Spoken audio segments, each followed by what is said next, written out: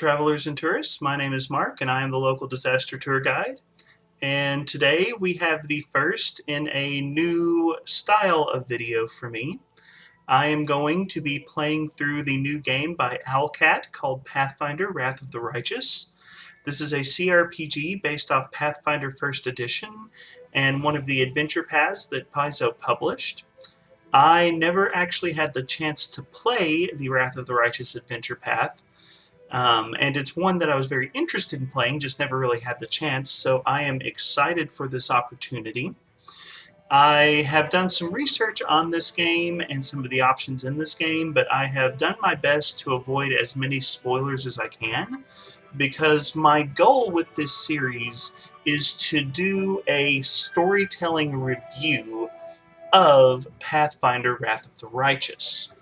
So I'm going to be playing through, and I'm going to be looking at the storytelling decisions that they made, and I'm going to talk about the things that I like, the things that I don't like, and the things that I find compelling in how they present this story, and maybe even pointing out some things that storytellers can do in their TTRPGs to hopefully improve player engagement. So before I dive in, one thing I do want to say is I have played this game a very small amount.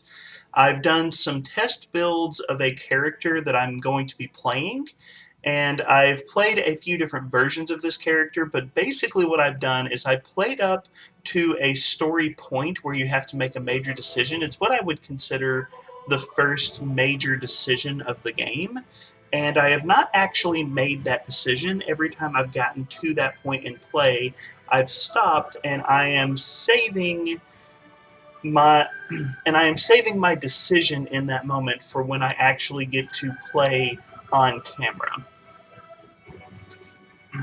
Now, today's video is probably just going to be me creating a character, but hopefully in the second video we'll actually get to catch up with the spot that I've actually gotten to in the story. But anyways, the time has come to create a new character. This is going to be using Pathfinder First Edition rules, and I'm going to be creating a dwarf by the name of Grymstone. So getting set up on the main story here, I am going to be playing in story mode, which is much lower difficulty than normal, but I will be at least turning on some critical hits, and I'm going to make the enemies a little bit stronger. I'm not going to be doing the full normal rules, but I want to have a little bit of challenge here. And I'm turning off auto level up, because if you're playing Pathfinder because you enjoy the options. So that's the setup for the game. But we're going to be doing a custom character, and as I said, I'm going to be playing a dwarf by the name of Grymstone. Now, this is actually my favorite artwork of a dwarf that they have in this game. I think this artwork is fantastic. Don't know who did it, but shout out to the artist. This looks amazing. But this is actually the art that I think best represents the character of Grymstone. So, Grymstone's backstory is that he is a good-hearted but sometimes rather aggressive drunk. And several years ago, one of his friends got in trouble with a priest of Torag. One of the things I think is a little strange in Paizo's writing sometimes is that often the lawful good characters are very lawful, vaguely good, and I kind of get that impression with Torag. But anyways, one of his friends was in trouble with a priest of Torag, and so Grymstone got angry and ended up getting drunk and attacking this priest, trying to knock him out.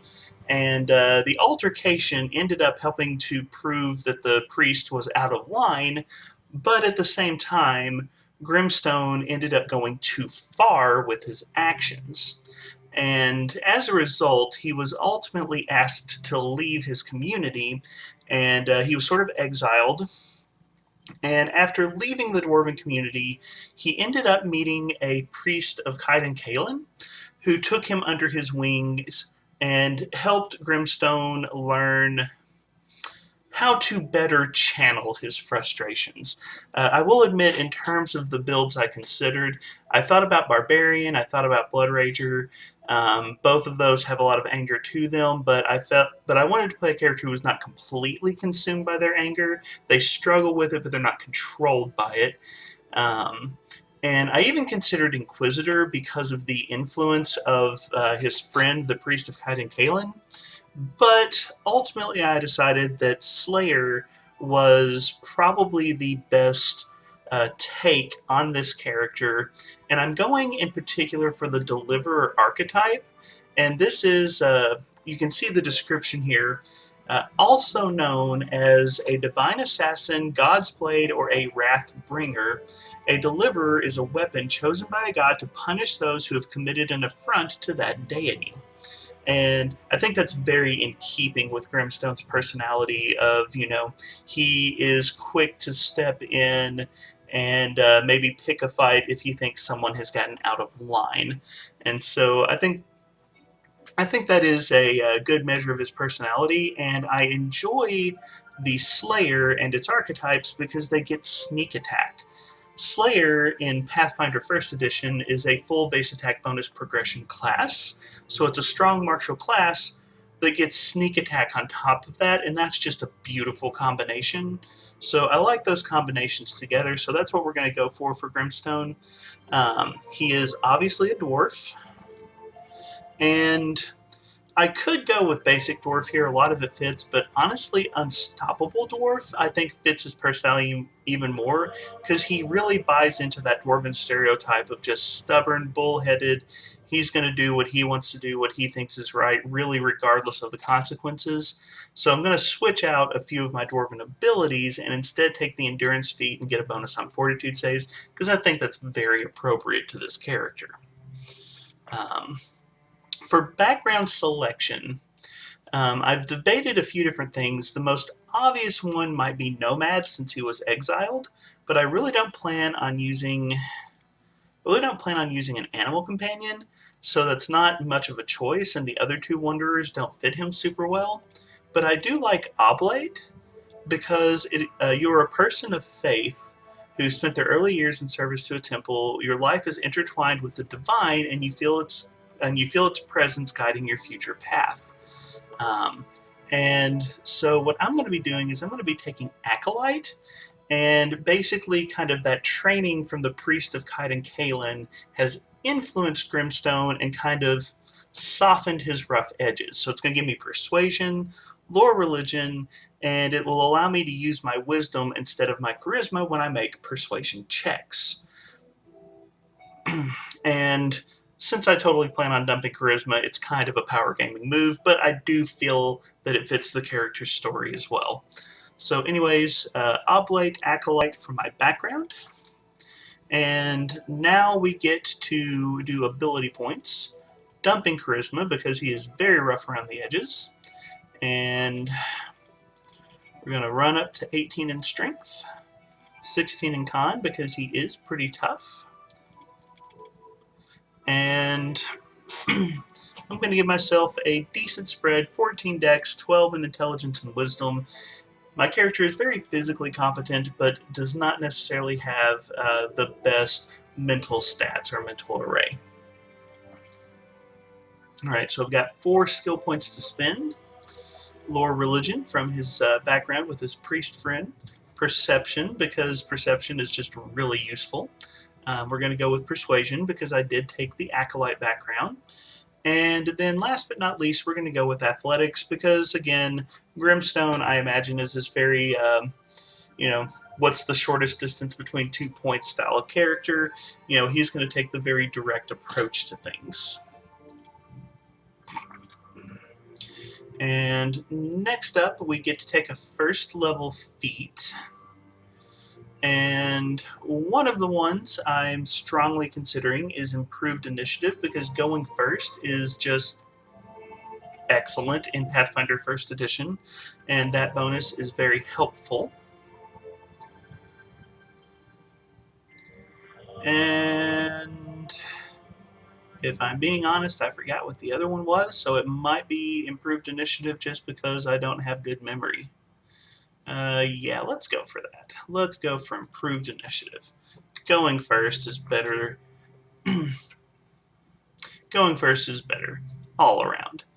Kaid and Kalen for my deity of choice, and it looks like the symbol is going to be like red and white, so we'll remember that when we're designing our appearance. We're going to go for chaotic good with his alignment. All right. And now we get to design what our character looks like. One thing I will say that kind of bugs me about Wrath of Righteous is they auto put headgear on a lot of characters. And so I take that headgear off because I want to see what my character looks like. All right. We'll go for the regular body type. And yeah, I imagine Grymstone is a character who looks like he's been in way too many fights, and so we're just going to look for the roughest combination of face and scars, and let's see, I think there was a good one back near the beginning. Yeah, that's it. Alright, so Grymstone's looking pretty rough. Gonna give him... Yeah, we'll give him a little bit more of a tan skin because he is a traveler. And now for hairstyle. Alright. Not gonna lie, that hairstyle is amazing right there. I think we're gonna go with that. And I think that's a pretty good beard. And in honor of my Irish heritage, we're gonna go ahead and give him red hair as a warning for his temperamental nature. Alright. War paint. Let's see what we got for war paint. And I will say that I genuinely appreciate being able to design characters for something that you don't spend a lot of time looking at. Just the investment you get from getting to customize how your character looks. I think it's a great way of investing you in your character before the story even begins. All right. Red and white were the colors that we saw for Kaiden's holy symbol. So let's do red and white as a combination. You know what? I like how that looks. This is actually the first time I've tried that color combination, and I think it turned out pretty good. So we do it my way. All right. Now, I will say I imagine Grymstone's personality March. All I do is march. as very grumpy just because he gets himself into so many problems, and he knows he has nobody to blame but himself, but it doesn't mean he's not grumpy about it. So we're going to go with the grumpy voice, and let's officially type in his name as Grymstone. And we're going to go for the 13th of Calistril. I'm not really sure why I decided that needed to be his birthday in world, but it appealed to me, so he was born on Galarian's equivalent to February the 13th. I'm not touching that. All right. And here we have a quick summary of our character. If you are playing Wrath of the Righteous, one thing to note is the summary screen that you get does not take account for any items that you might have near the start of the game. So, you know, his armor class doesn't reflect wearing any armor. There's no armor check penalties over here. There's no weapons being used. So just be aware that these stats may not look super impressive right now, but that's because gear has not been calculated in. But overall, I am pretty happy with where we have landed. So, with that, let's go ahead and dive into the story. Now, as I've said, I've played a little bit, so I do know how this game starts out. I haven't gone super far into this story. But every time I've played, I've tried to make the same decisions over and over again. I've tried to play him the same way every time, regardless of which class I was testing. So you will get to see the authentic experience of what I went through in testing out this character, even before I arrive at the decision point that I haven't decided yet. But hey, somebody! We got a wounded fighter. Can we get a healer over here? okay, so our opening scenario, there is a festival going on, and my character has been drug in on a stretcher. And honestly, bringing your player characters in on a stretcher at the start of a story is probably good foreshadowing for any RPG. My, would you look at this? But why would you drag a wounded fighter into the middle of the festival square? Couldn't he be carted off somewhere else, like, oh, I don't know, an infirmary? Or an accommodating ditch?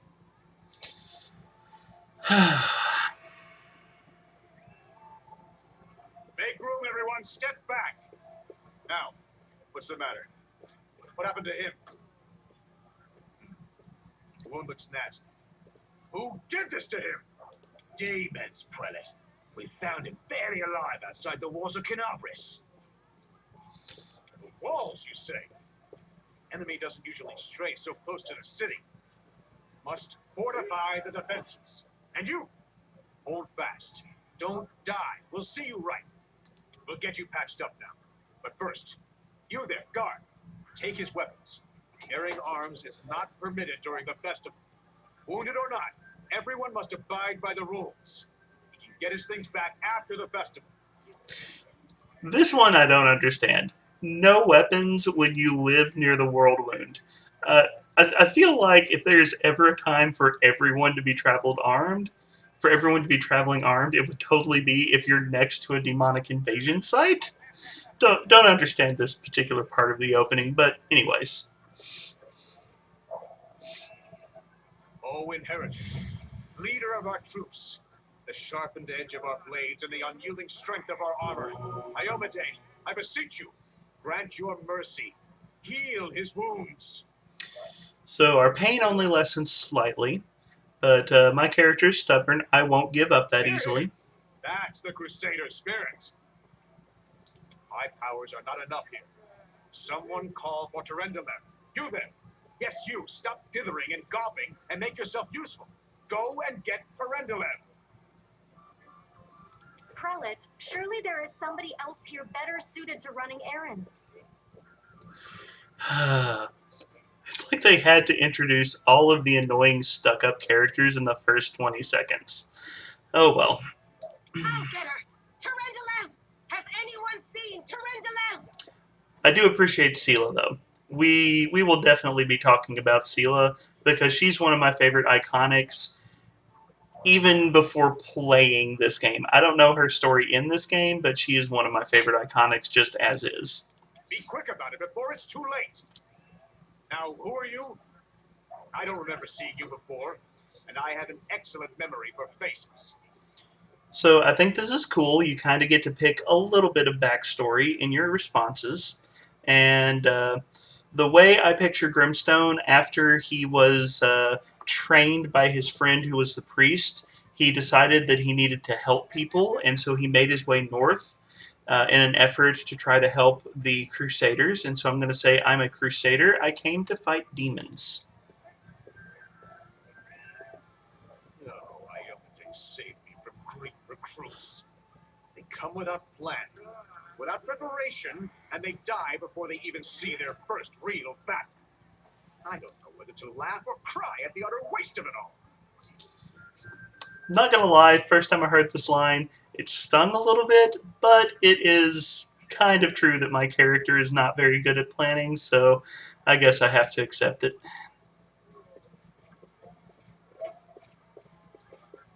My dear prelate, please, for the sake of the festivities, stop interrogating this poor man. He has been through enough already. Go on. I'll take care of him. All right, as you wish. You are our protector, and a dragon at that. So I shall defer to your wisdom. But be on your guard. I've been informed he was wounded near Canabris. That means the demons are prowling just outside the walls, and the city is crawling with their spies. Others may be able to relax on this holiday, but not you or I. Not the defenders of this city.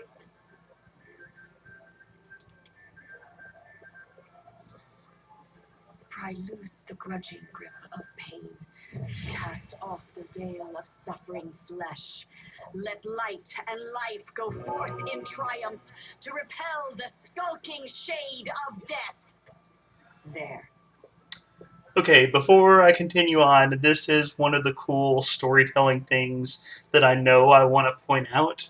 The way they flavor Turindalev's spell here, I love that little poem that she uses, and the first time I heard it, it just sucked me in. I think that is such good world building, and I think that's one of the creative things you can do in an RPG is kind of bring some flair to the components that you use, and use poetry or different flavorful speech when you're using verbal components for your spells, things like that. So I applaud the writers from Owlcat for doing a good job with flavoring the spell right there. But in any case, I get to respond to Turindalev, and my character's blunt, so we're going to go for, are you really a dragon?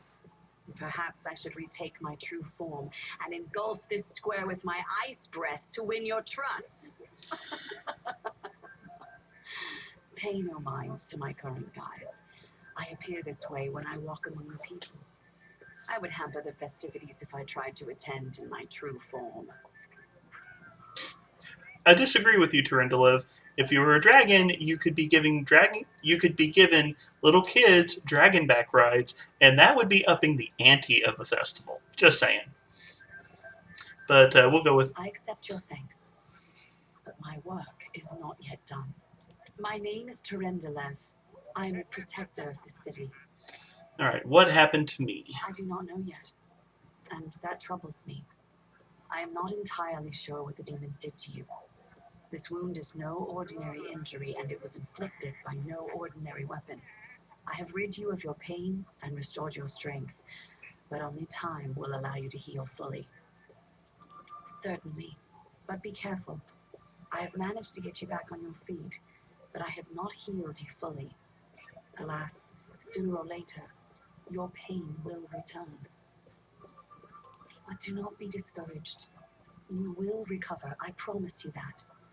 Tomorrow, come to the cathedral and say that you are expected by Turindalev, protector of Canobris. We will find a way to help you. But for now, put this out of your mind and enjoy the festival. They are all too rare in this time of war, and merriment is one of the best medicines.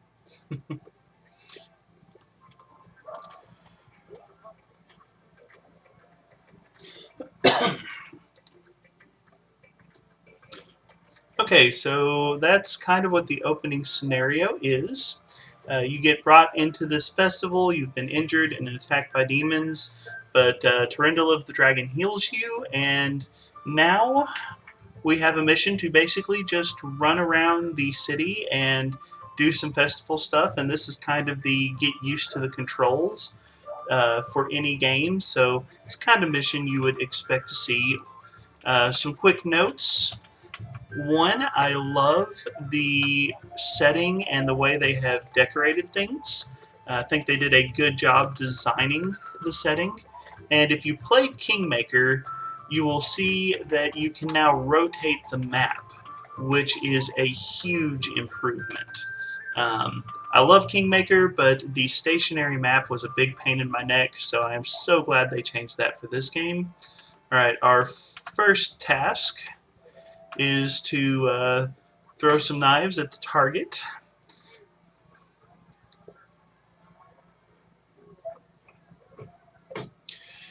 And like all beginners, I roll a natural 20 and score a bullseye. All right. But you can run around, you can talk to people, and you'll notice that a lot of people repeat phrases that you've already heard. So there's not a ton of variety. There are a few named characters like Camellia here. And they do a good job of making her just seem so sociable. But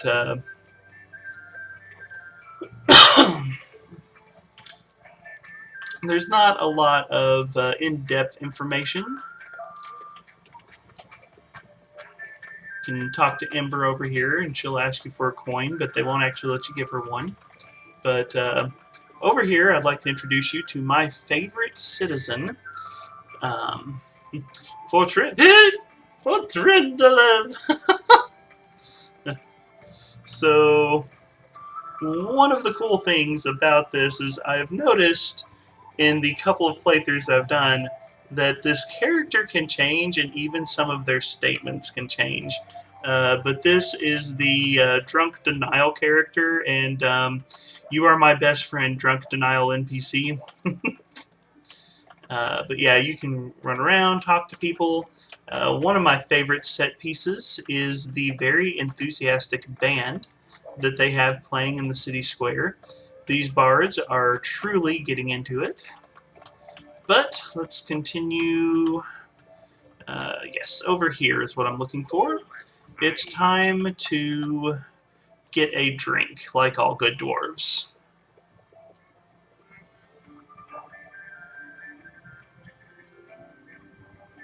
I love a drink, especially when the city's footing the bill. Free food and free drink is always the way to go.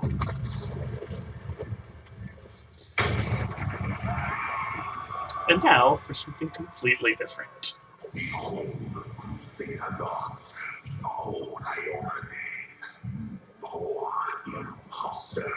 Your city will fall to me. Your followers will feed my hunger.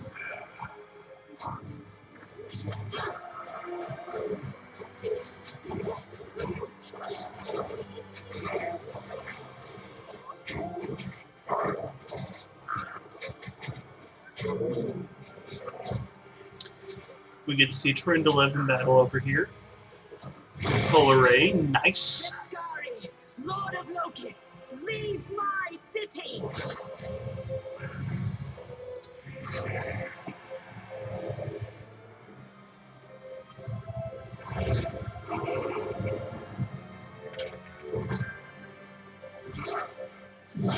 Let the feast begin.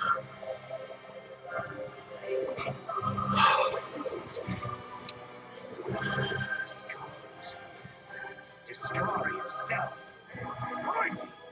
One minute we had a dragon, the next, bam, she was gone. What are you gonna do? Fight or flee? Flee is your plan. Let me help you out. I've got a scroll here with a good protective spell. Okay, so they give me a choice of how I want to respond to this situation, and Grymstone is headstrong and stubborn, so naturally Sure thing. he is going to fight the demons. Good luck. Try.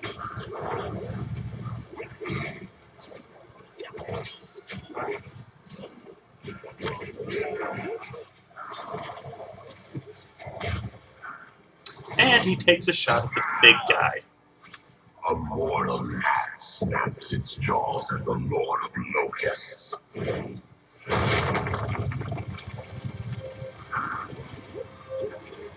Behold, Ione. Behold the death I saw.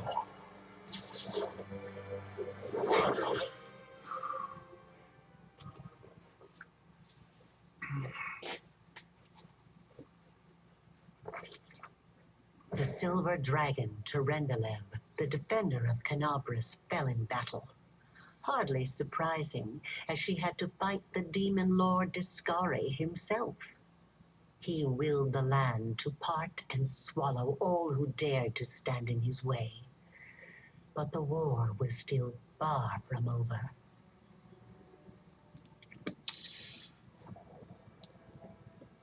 Okay, so we will go ahead and talk about that opening and some of the things I like and didn't like as a storyteller.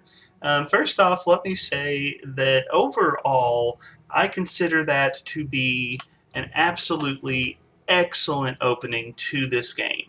There was like that was just so phenomenal. Like, let's go ahead and drop the main villain into the game.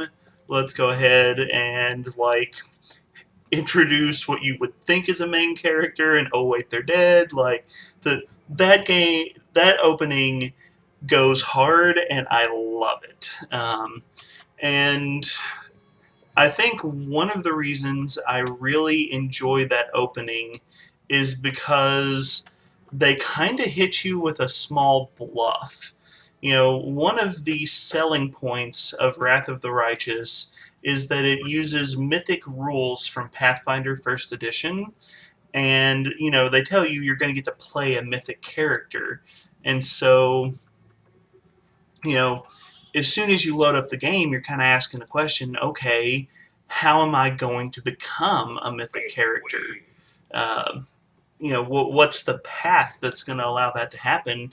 And they kind of give you this false lead in with the opening. You know, you come in on a stretcher and they're trying to heal your wounds, and they bring in this dragon, and the dragon's like, oh, this isn't a normal wound and it wasn't dealt by a normal weapon, but don't worry, we're going to make you better. And so the first time I was playing this, I was like, oh, I bet that's how I'm going to become a mythic character. And oh, the dragon wants me to come to the temple tomorrow. I'm going to get a quest to go find some rare healing thing. You know, like, they're small details, but they definitely start pulling you in a direction. You know, I was making these predictions about where I thought the story was going to go, and I expected some kind of combat for the opening scenario, but to have the main villain just show up and kill the defender of the city, who's a dragon, and just like for the game to take that hard of a turn that fast, I did not see it coming, and I loved it. And so your first true mission, as you can see, we have fallen down into some caves, and we're going to have to try to find some other survivors and find our way out. But you know, overall, I do really enjoy the opening of this game. I've played a little bit further past this point, but not too much further. Um, if I had some criticisms, um, that opening melee with the Scari, where like the demons are popping up and causing chaos all around the city square, I wish you had a little bit more in the way of options in that. You know, I like the you can use a scroll and try to escape, or you can take a crossbow and start taking pot shots at the main boss. But I wish that there had been some other options, like trying to rescue some innocents, because there were plenty of innocent bystanders, like my best friend, the Drunken Denial NPC. Long live Drunken Denial NPC. But you know, I wish there'd been like try to rescue some people as an option, or you know, it's just a few other small things you could try to do before you get thrown down into the caves. I wish you'd had more than two options there, but in all other regards, I think this is a fantastic opening. It's kind of a good picture of how you can establish some expectations and then pull the rug out from under your players very, very quickly. It's a good hard turn. It hits really well, and I just absolutely love it. So, anyways, I'm going to go ahead and stop this particular recording here, and we will pick up next week with Grymstone trying to escape from the caverns. But thank you all so much for joining me, and